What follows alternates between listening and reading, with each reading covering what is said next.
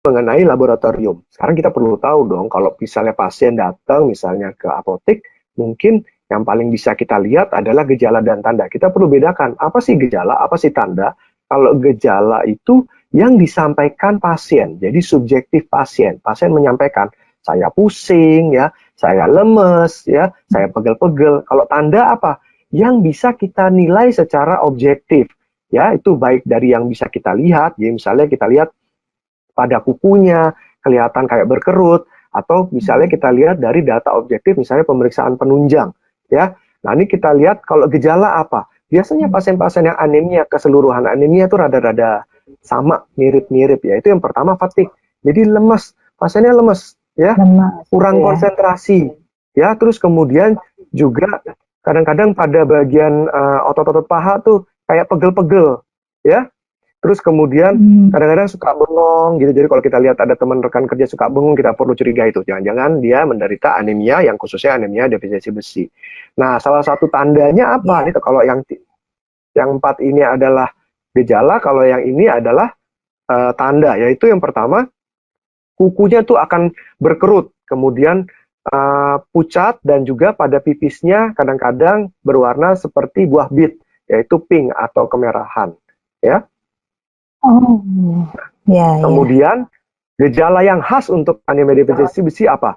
Jadi suka makan es, ya. Tika, kita sering tahu kalau ibu-ibu yang pernah hamil pasti tahu, kok suka ngunyah es. Nah, ini tuh karena sebabnya suka mengalami anemia defisiensi besi, ya. Kemudian pada lidahnya nih khas untuk anemia defisiensi besi, yaitu suka sariawan baik pada lidah maupun pada tepi bibir, ya. Yang ini namanya cheilitis. Kalau yang ini namanya glossitis. Emang rasanya panas ya, Dok? Dok, emang rasanya panas ya, Dok, kok pengen es gitu tiba-tiba? Bukan karena panas, jadi karena pengaruh. Memang lagi diteliti penyebabnya, ada yang bilang karena perubahan hormonal ketika hamil menyebabkan craving for ice. Itu memang normal begitu. Namun kita juga perlu menyingkirkan, karena pada yang nggak normal, yang tidak hamil pun kadang-kadang defisiensi besi suka mengunyah es tuh. Jadi suka nggak hanya es, kadang-kadang mengunyah tanah liat, tuh ada tuh. Jadi mengunyah tanah liat atau sesuatu. Jadi mengunyah sesuatu yang tidak harusnya dimakan, itu tanda-tandanya tuh. Terus kemudian, ini kalau kita bisa lihat permukaan lidahnya licin.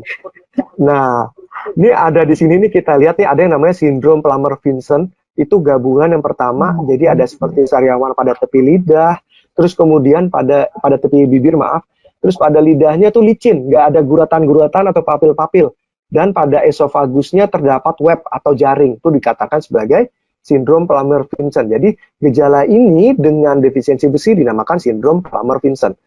Nah, kemudian nih kalau ibu-ibu atau rekan-rekan sekalian ada yang kukunya keriting nih kayak gini, atau seperti sendok, spoon, ya, itu dinamakan kolinikia. Perlu dicek tuh tanda-tanda apakah ada anemia defisiensi besi atau tidak. Karena cukup dengan kita terapi anemia defisiensi besi, semua ini akan tertangani, ya. Jadi penting sekali. Gejala dan tanda sama pentingnya dengan pemeriksaan lab. Jadi jangan langsung jump to the pemeriksaan lab, tapi gejala dan tanda ini penting, ya. Kemudian dampaknya apa sih? Tadi kita tahu prevalensinya cukup besar. Dampaknya nih kita bisa breakdown berdasarkan usia.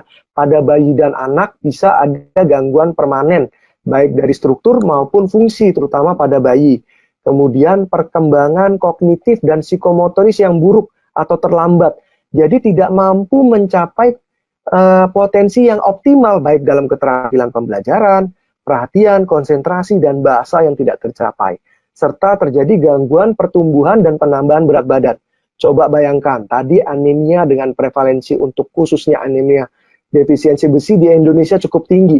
Kalau potensi generasi muda kita potensinya tidak mencapai yang maksimal, gimana nanti negara kita bisa bersaing dengan negara lain gitu. Jadi penting banget kita sama-sama memberantas atau membasmi lah, setidaknya mengurangi angka kejadian daripada anemia defisiensi besi.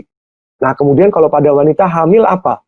Yaitu kalau pada anemia defisiensi besi bisa mengakibatkan kejadian preeklamsia. Preeklamsia ini sedikit kita bahas, yaitu terjadinya darah tinggi pada wanita hamil yang hanya pada wanita hamil. Jadi kalau dia sudah tidak hamil, darah tingginya akan Nggak ada. menghilang.